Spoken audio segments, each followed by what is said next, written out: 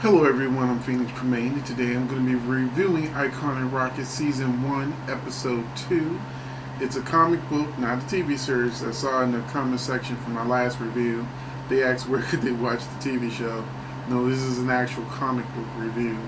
But they are referring to the comic books as seasons, and Icon and Rocket, Static, and Hardware, they're going to have 6 issues each, and that will be considered season 1. So this is Icon and Rocket season 1, episode 2, Did the Right Thing. It's written by Reginald Hudlin, pencils by Doug Braithwaite, inks by Andrew Curry, colors by Brad Anderson. Hopefully you don't have any problems hearing me. It is hot. That's why I'm in the tank top. I got my air on, got my fan on, but we're going to get through this review, because this was actually an excellent book. Issue 2 is one of the most exciting comic books I've read in years.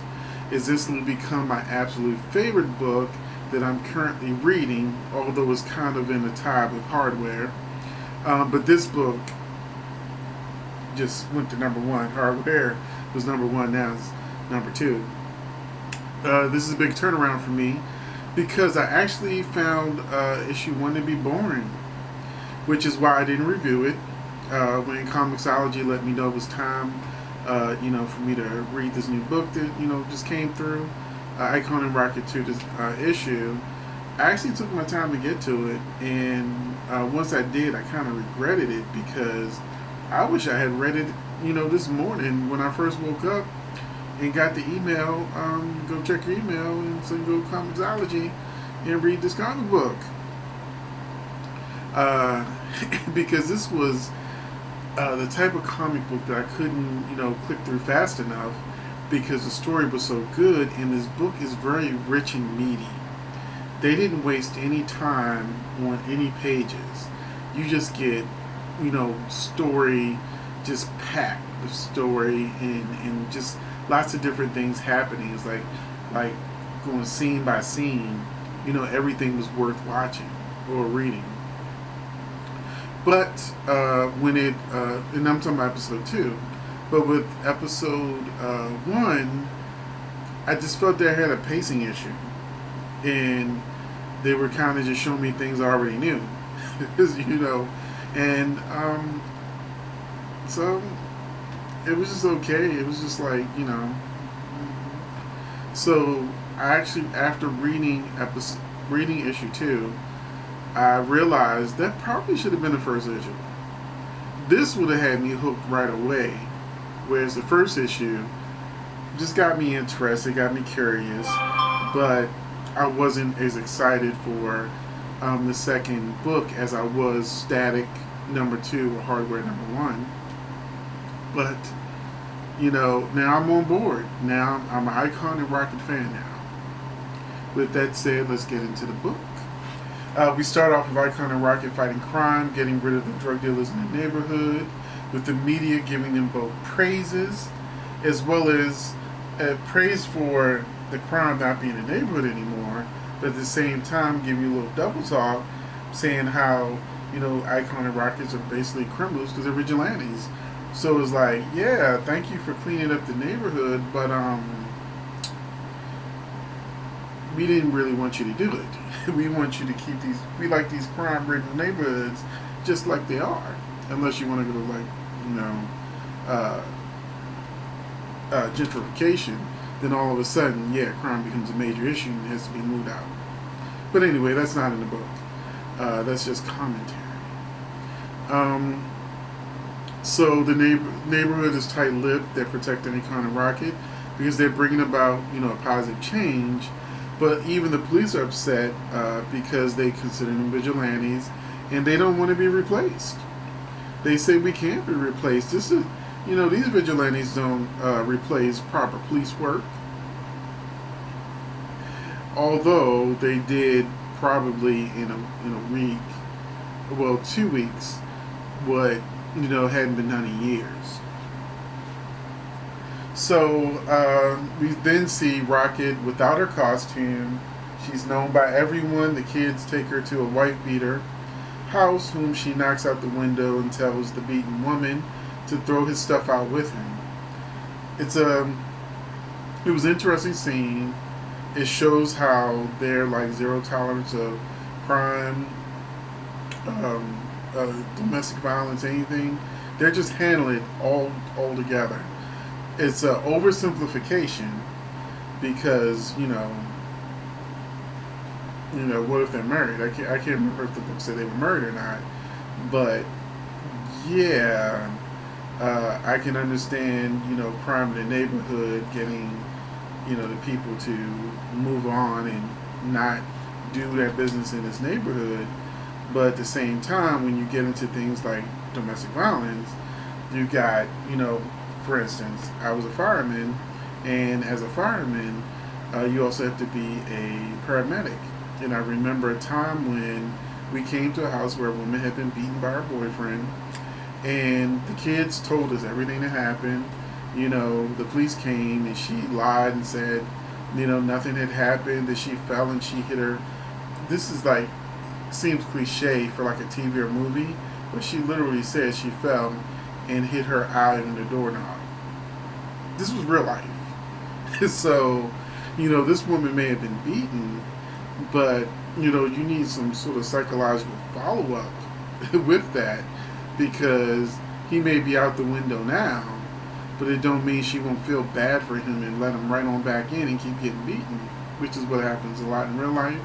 Although sometimes, something like that in the real world where the woman finally gets away from the guy, she stays away. But like I said, I read that and I'm like, feels like an oversimplification, but I get it. The police show up at Rocket's mom's house and they try to bully her when an Amazon-like lawyer sent by Icon lets her know her rights and sends the police away. Meanwhile, Miss Baker is a person from a government agency.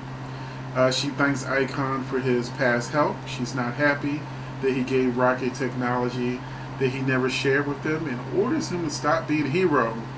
He lets her know that he knows they have tried to stop him in the past to no avail, and there's nothing they can do to him. If he wants to fight, he's going to fight. So he says, I got better things to do tonight, and sends her on her way. So, that was kind of cool. It was like, and she mentioned that he had worked for the government in the past. He's helped them in the past. He's given technology in the past. But, them trying to control him, he reminds her, like, look, I'm super powerful. What are you going to do if I decide that, you going to buck or what? What you going to do? Oh my God, screw you, deuces. Icon and Rocket pay a visit to an angry drug dealer. Drug dealers are upset that they have lost their neighborhood and they don't want to move somewhere else because it feels it would show a sign of weakness. But Uzis aren't getting the job done, or AKs aren't getting the job done. I think they said Uzis and AKs aren't getting the job done. But their boss, his name is Zeus Capone. He shows up when Icon and Rocket break in with a Dr. Octopus type suit. And the fight is short, but Zeus gets away while Rocket is getting people out of the crumbling building, and Icon is holding the ceiling up. But Icon is like, who gave him a suit that was designed to be able to fight me? So he mentions the word hardware at least twice. So I'm feeling like maybe Alva Industries, which from the Hardware book, those are the villains from the Hardware book, may have provided the suit for him, and probably upcoming villains. And I did read that they are planning to take the books, Icon, Static, Hardware. I think there's 3 more coming, and eventually it's going to lead to a big crossover. So I don't think at the end of first season we'll get the crossover, but I think they're leaning towards maybe season 2 getting a big crossover. They've already had Hardware and Static issue 2. He helped out him, so they are showing sort of like the crossing of everything that's going on. So, so we also have. I mean, the book kept going. I was like, wow, this is amazing. When two men try to kidnap Rocket's mom, a preacher from the neighborhood and five other men stop them, and the guy's like, "We'll come back with 6 men of our own." So it also made me think about um, what are they going to do about Rocket's mom? She's like 100% a liability.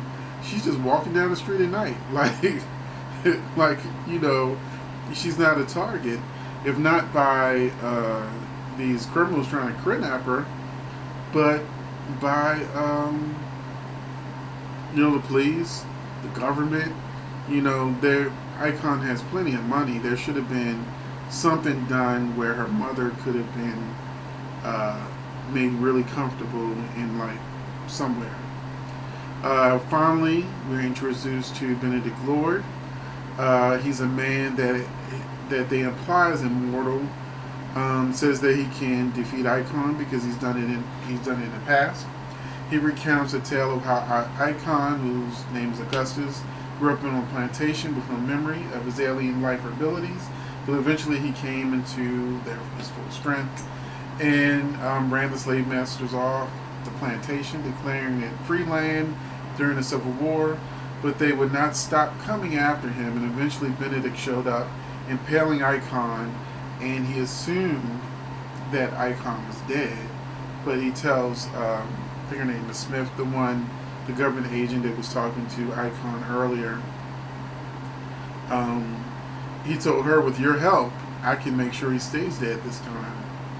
So, and her name's not Miss Smith because she referred to him as Mr. Smith, and he says, I'm not using that name anymore. I don't have any use for it. I have to change my name, every now and then to account for, his age and how he looks or whatever. That, that's, what immortals have to do. Her name's Miss Baker. So, this is a book that I clearly highly recommend. I look forward to Icon and Rocket 3. This was really a great issue. I really enjoyed the writing. I enjoyed the direction. I enjoyed the powers. I enjoyed the multiple fight scenes.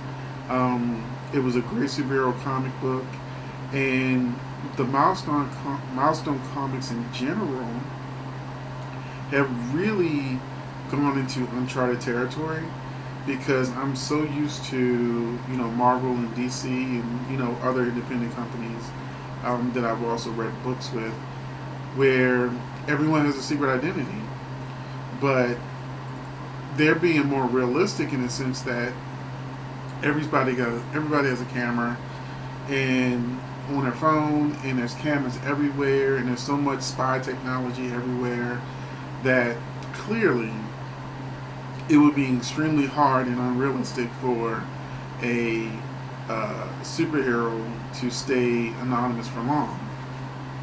Which is why sometimes you just start working with the government and just try to keep your head down, because the government knows who they are, just like CIA and FBI and everybody, and they just kind of protect them or whatever. But here, the government wants them to stop. They want things to remain the same. They don't want change. And these heroes are showing up, and they're creating change that they can't control, but they're really going to try. So let me know what you think about Milestones Return, what you thought about this issue of Icon and Rocket. Are you excited about it? If you haven't read it yet, that you need to go out and read it, because me telling you about it, I've left out a few things here or there, recaps, but I really want you to read it on your own. I promise you, this will not be a book that is boring or that you regret. And let me just put this out there too.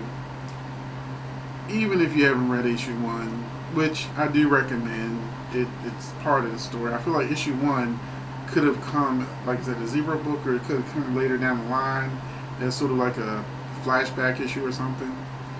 But yeah, this book is the truth, and I highly recommend it, and I will hopefully see you in the next video.